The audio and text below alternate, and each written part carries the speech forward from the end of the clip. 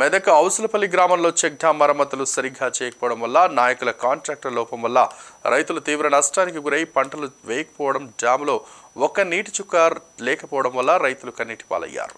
ఇది తెలిసిన Nizampet ZPTC, Medak assembly BJP incharge Panch Vijay Kumar గారు బీజేపీ నాయకులు రైతులతో చెక్ డ్యాం దగ్గరికి వెళ్లి రైతులను ఓదార్చారు. ఇరిగేషన్ డిపార్ట్మెంట్ డిఎస్సీ గారికి మాట్లాడడం జరిగింది. రైతుల పక్షాన నేను మీకున్నానంటూ భరోసానిచ్చారు.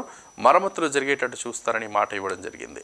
రైతులు సంతోషించారు. ఇటు కార్యక్రమంలో పాల్గొన్నవారు కల్కి నాగరాజు, ప్రధాన కార్యదర్శి సుంకోజీ రాజు, ఆకుల రాము, అంకం శ్రీనివాస్, అల్లం మధు, ఉపేందర్, వేణుగోపాలరావు, కృష్ణారెడ్డి, బుద్ధి ఆంజనేయులు, దుర్గాప్రసాద్, చింతల శ్రీనివాస్, శంకర్ గౌడ్, రైతులు, గ్రామస్తులు, నాయకులు పాల్గొన్నారు.